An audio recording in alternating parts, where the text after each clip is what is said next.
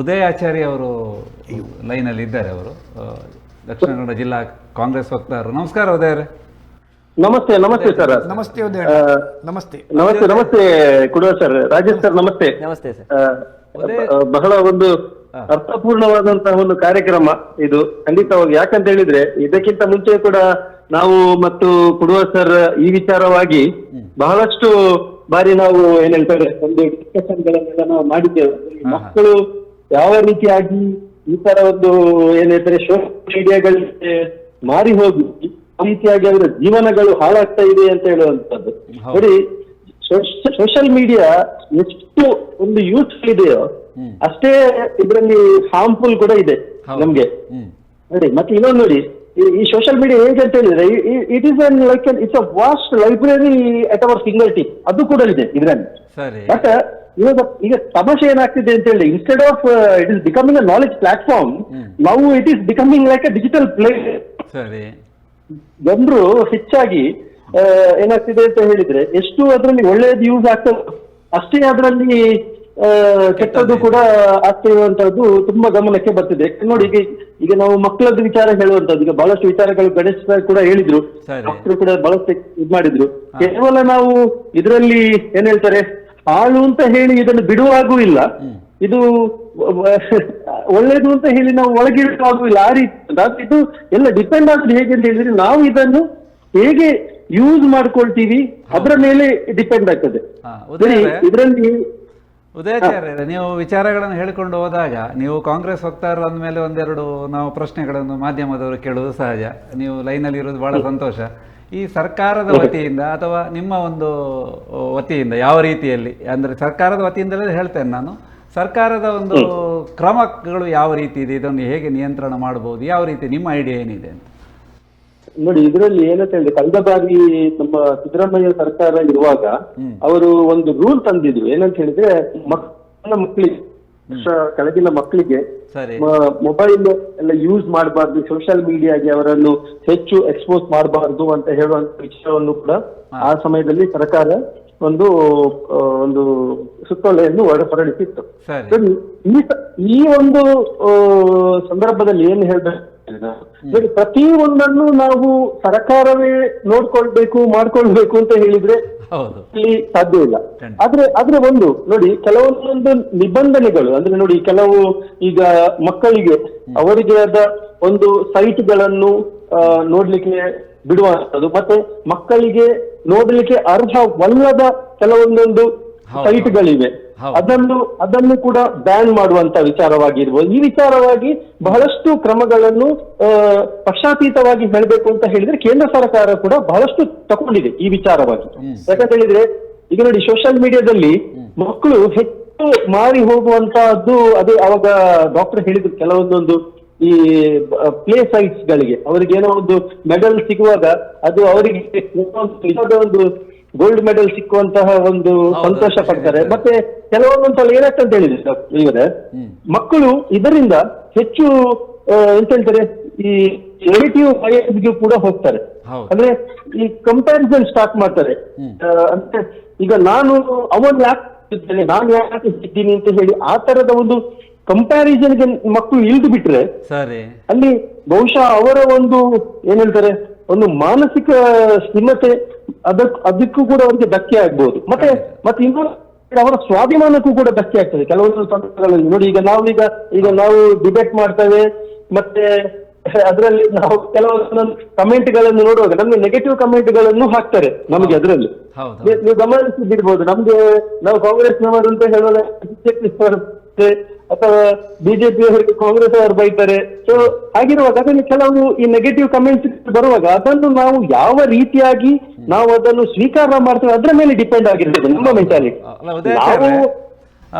ಇಲ್ಲಿ ಪ್ರಮುಖವಾದ ಒಂದು ವಿಚಾರ ಏನಂದ್ರೆ, ನೀವು ಕೆಲವು ವಿಚಾರಗಳನ್ನು ಹೇಳಿದ್ರಿ ಸಿದ್ದರಾಮಯ್ಯ ಸರ್ಕಾರ ಇದ್ದಾಗ ಅಂತ, ಒಳ್ಳೆ ವಿಚಾರ. ಹಾಗೆ ಕೇಂದ್ರ ಸರ್ಕಾರದಕ್ಕೂ ನಾವೊಂದು ಅದೇ ಮನವಿ ಮಾಡುವಂಥದ್ದು ಅಥವಾ ನಿಮ್ಮ ಮೂಲಕ ಅದಕ್ಕೊಂದು ಮಾಹಿತಿ ನಮ್ಮ ಒಂದು ಮಾಧ್ಯಮದ ಮೂಲಕ ಈ ಮಕ್ಕಳಿಗೆ ಒಂದು ವಯೋಮಿತಿಯನ್ನ ನಿಗದಿ ಮಾಡಿದ್ರೆ ಒಳ್ಳೆಯದು ಅಂತ ಬೇರೆ ದೇಶಗಳಲ್ಲೆಲ್ಲ ಇದೆ.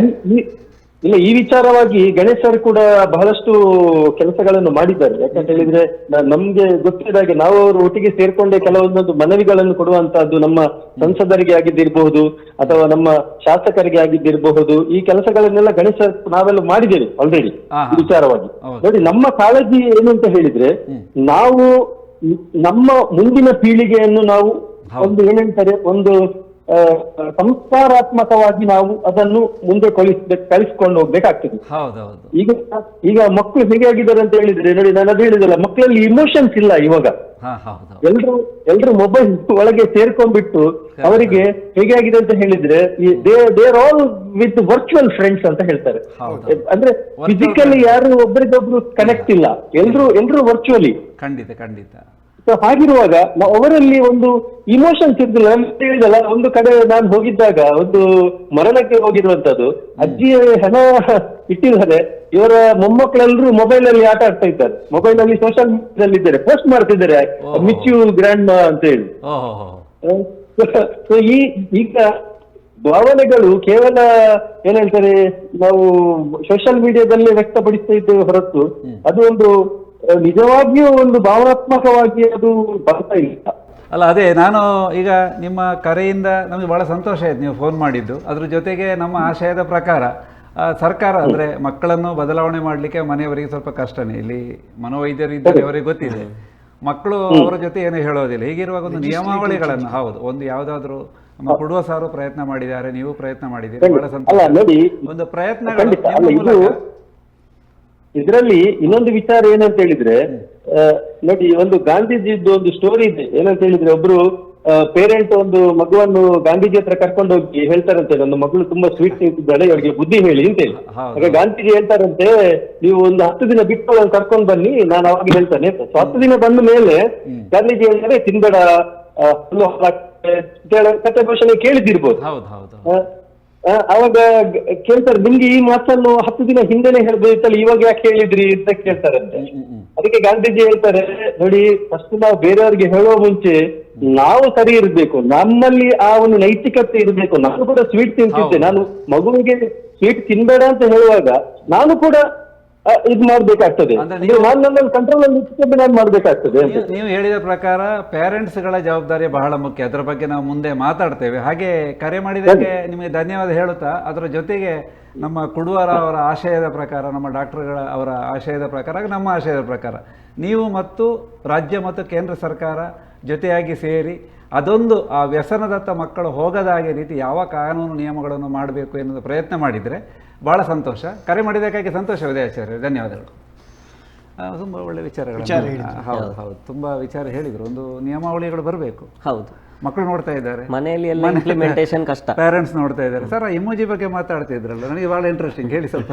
ಅದು ಇಮೋಜಿ ಬಗ್ಗೆ ಹೇಳಲಿಕ್ಕೆ ಆ್ಯಕ್ಚುಲಿ 1 ಗಂಟೆಗಿಂತ ಹೆಚ್ಚುಂಟು ಇಮೋಜಿ ವಿಷಯ. ಆದರೂ ಈ ಕ್ರಿಸ್ಟಲ್ ಮೆಥಾಂಫಿಟಿನ್ ಅದೇ ರೀತಿ ಪ್ರತಿಯೊಂದು ಡ್ರಗ್ಗಿಗೆ ಮಕ್ಕಳು ಮತ್ತು ಸೇಲ್ ಮಾಡುವವರು, edicts as well as sellers, ಇಬ್ಬರಿಗೂ ಒಂದು ಲೀಸ್ಟ್ ಮಾಡಿಕೊಂಡಿದ್ದಾರೆ. ಒಂದೊಂದು ಇಮೋಜಿಗೆ ಒಂದೊಂದು ಅರ್ಥ ಕೊಟ್ಟಿದ್ದಾರೆ. ಕ್ರಿಸ್ಟಲ್ ಮೆಥಾಂಫಿಟಿನ್ ನಾನು ಹೇಳಿದೆ, ಯಾಕಂದರೆ ಈ ಕ್ರಿಸ್ಟಲ್ ಇದು ಇಮೋಜಿ ತುಂಬ ಜನ ಯೂಸ್ ಮಾಡ್ತಾರೆ.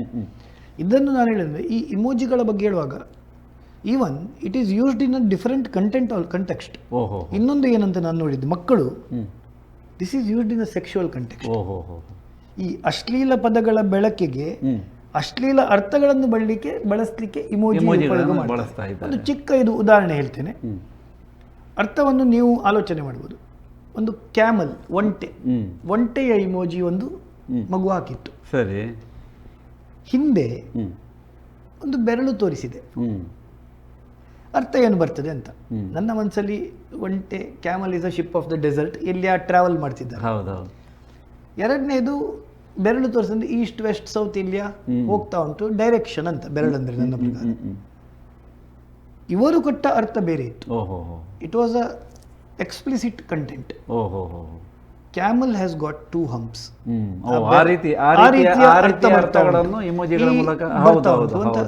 ಇದು ಎಲ್ಲ ನೋಡುವಾಗ ನನಗೆ ಪ್ರತಿಯೊಂದಕ್ಕೆ ಒಂದು ಬೆಂಕಿ ಅಂತ ಹೇಳಿದ್ರೆ ಬೇರೆ ಬೇರೆ, ಹೌದು, 2 ಕಣ್ಣೀರಾಯ್ತು, ಅದರ ನಂತರ 3 ನೀರಿನ ಹನಿಗಳು, ಹಾ. It is also explicit content. I was not, ಹೌದು. ನನಗೆ ಆಶ್ಚರ್ಯ ನಮಗೆ ಆಯಿತು. ಗೊತ್ತೇ ಇರೋದಿಲ್ಲ ನಮಗೆ ಆ ಇದರಲ್ಲಿ ವಿಚಾರಗಳಲ್ಲಿ. ಇದು ಗೊತ್ತಾದದ್ದು ಹೇಗೆ ಅಂತ ಹೇಳಲಿಕ್ಕೆ ಒಂದು ಚಿಕ್ಕ ಎಕ್ಸ್ಪೀರಿಯನ್ಸ್. ಹಾ. ನನ್ನೊಟ್ಟಿಗೆ ಒಂದು ಬ್ಯಾಡ್ಮಿಂಟನ್ ಆಡೋ ಒಂದು ಹುಡುಗಿ ಬರ್ತಿದ್ಲು. ಅವಳ ಹತ್ರ ಮೊಬೈಲೇ ಇಲ್ಲ, ಕನ್ನಡ ಮೀಡಿಯಂನ ಹುಡುಗಿ, ಮೊಬೈಲೇ ಇಲ್ಲ. ಸರಿ. ಇದು ನಾನು ಹೀಗೆ ಡಿಸ್ಕಸ್ ಮಾಡುವಾಗ ಹೇಳಿದ್ದು, ಸರ್ ಅದರ ಅರ್ಥ ಹಾಗೆ ಅಲ್ಲ ಹೀಗೆ ಅಂತ. ನನಗೆ ಆಶ್ಚರ್ಯ. ಅಂದ್ರೆ ಮಕ್ಕಳಿಗೆ ನಾನು ಕೇಳಿದೆ, ನಿಮಗೆ ಹೇಗೆ ಗೊತ್ತಾಯ್ತು ಮಾರೈತಿ, ನಿನ್ನ ಹತ್ರ ಮೊಬೈಲೇ ಇಲ್ಲ ಅಂತ. ಸರಿ. ಇವಳ ಉತ್ತರ ಏನು ಗೊತ್ತಾ, ಇಂಗ್ಲಿಷ್ ಮೀಡಿಯಂನ ಮಕ್ಕಳೆಲ್ಲ ನನ್ನ ಹತ್ರ ಕೂತ್ಕೊಂಡದ್ದೇ ಮಾತಾಡ್ತಾರೆ, ನನಗೆ ಅರ್ಥ ಆಗುದಿಲ್ಲ ಅಂತ ಎಣಿಸಿದ್ದಾರೆ ಅಂತ. This was a fact. Sir doctor, ಈಗ ನಾವು ಮತ್ತೆ ಮುಖ್ಯ ಅಂಶಕ್ಕೆ ಬರುವುದು ಯಾವುದು ಅಂದರೆ, ಈಗ ಅದೊಂದು ಮಾನಸಿಕ ರೋಗವಾಗಿ ಪರಿಣಮಿಸಿದೆ. ಈಗ ನಾವು ಪೋಷಕರು ಗುರುತಿಸುವುದು ಹೇಗೆ ಅಂತ ಎನ್ನುವಂಥ ಒಂದು ಮಾತನ್ನು ನಾನು ಹೇಳಿದ್ದೇನೆ. ಇದನ್ನು ತಡೆಯಲು ಪೋಷಕರು ಏನು ಮಾಡಬೇಕು, ಯಾವ ಸಂದರ್ಭದಲ್ಲಿ ವೈದ್ಯಕೀಯ ನೆರವುಗಳನ್ನು ಕೊಡಬೇಕು ಅಂತ ಹೇಳಿ. ಈಗ ಫಸ್ಟ್ ಎಡಿಕ್ಷನ್ ಇದೆ ಅಂತ ಹೇಳೋದನ್ನ ನಾನು ಆಗ್ಲೇ ಹೇಳಿದೆ. ಕೆಲವು ರಿಸ್ಕ್ ಫ್ಯಾಕ್ಟರ್ಸ್, ಜೆನೆಟಿಕ್ ಪ್ರಾಬ್ಲಮ್ಸ್ ಇರ್ತದೆ, ಇಂಥದ್ದೆಲ್ಲ ಇರುವಾಗ ಈ ಸಮಸ್ಯೆ ಬರುವ ಚಾನ್ಸಸ್ ಇರ್ತದೆ.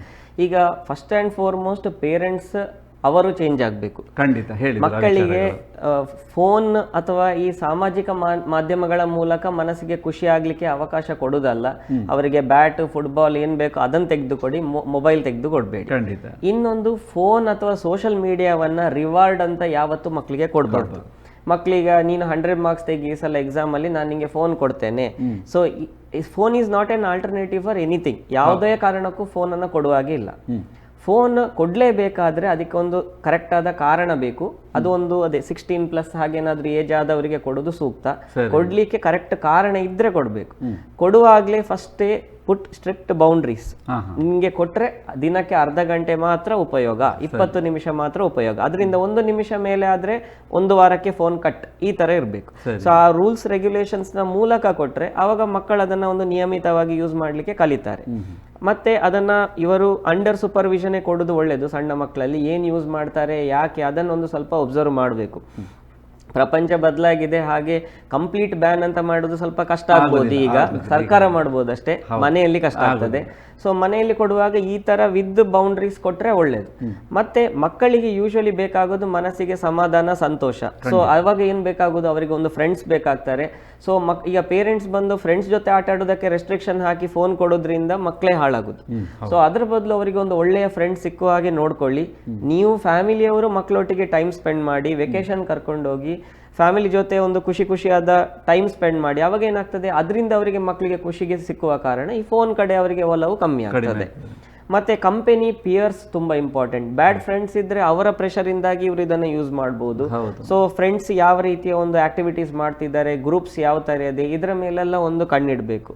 ಅಲ್ಲಿ ಸ್ಕೂಲ್ ಕೂಡ ಸ್ವಲ್ಪ ಒಂದು ಪ್ರಭಾವ ಬೀಳ್ತದೆ. ಸ್ಕೂಲ್ ಯಾವ ತರದ ಒಂದು ಚಟುವಟಿಕೆಗಳನ್ನ ಮಾಡ್ತದೆ, ಮಕ್ಕಳಿಗೆ ಯಾವ ರೀತಿಯ ಒಂದು ವಾತಾವರಣ ಕ್ರಿಯೇಟ್ ಮಾಡ್ತದೆ, ಇದನ್ನೆಲ್ಲ ಪೇರೆಂಟ್ಸ್ ಗಮನ ಹರಿಸೋದ್ರಿಂದಾಗಿ ಮಕ್ಕಳಿಗೆ ಎಡಿಕ್ಷನ್ ಆಗೋದನ್ನ ತಡಿಬಹುದು. ಒಂದು ಸಲ ಅಡಲ್ಟ್ ಆದ ಮೇಲೆ ಮತ್ತೆ ಅದು ಅವರ ಕೈಯಲ್ಲೇ ಇರುವಂತದ್ದು.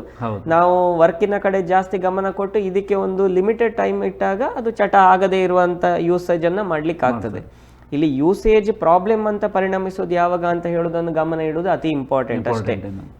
ಯೂಸ್ ಮಾಡ್ತಾ ಇರುವಾಗ ನಾವು ಅದರ ಒಂದು ಲಿಮಿಟೆಡ್ ಯೂಸ್ ಮಾಡ್ತೇವೆ, ಅದರಿಂದ ಒಂದು ಲಿಮಿಟೆಡ್ ಅಗತ್ಯವನ್ನ ತಗೊಂಡು ಅದನ್ನು ದೂರ ಇಡ್ತೇವೆ. ಯಾವಾಗ ನಮ್ಗೆ ಅದು ಕಂಪಲ್ಷನ್ ಆಗ್ತದೆ, ಅದನ್ನೇ ಯೂಸ್ ಮಾಡಬೇಕು ಅಂತ ಅನಿಸ್ತದೆ, ಕ್ರೇವಿಂಗ್ ಆಗ್ತದೆ, ಬೇಕು ಬೇಕು ಬೇಕು ಅಂತ ಮನಸ್ಸಿನಲ್ಲಿ ಅದೇ ಅನಿಸುವುದು, ಲಾಸ್ ಆಫ್ ಕಂಟ್ರೋಲ್ ಇಲ್ಲದೆ ಯೂಸ್ ಮಾಡುದು, ಮತ್ತೆ ಯಾವುದೇ ಕಾನ್ಸಿಕ್ವೆನ್ಸಸ್ ಕಡೆ ಗಮನ ಕೊಡದೆ ಅದನ್ನೇ ಯೂಸ್ ಮಾಡ್ತಾ ಇರುವುದು. ಈ ಟೈಪ್ ಯೂಸ್ ಮಾಡ್ತಾ ಇರುವಂತಹ ಒಂದು ಪಿಕ್ಚರ್ ಬಂದ ಕೂಡಲೇ ಎಡಿಕ್ಷನ್ ದಾರಿಯಲ್ಲಿ ಹೋಗ್ತಾ ಉಂಟು ಅಂತ ಅರ್ಥ. ಓಹೋ.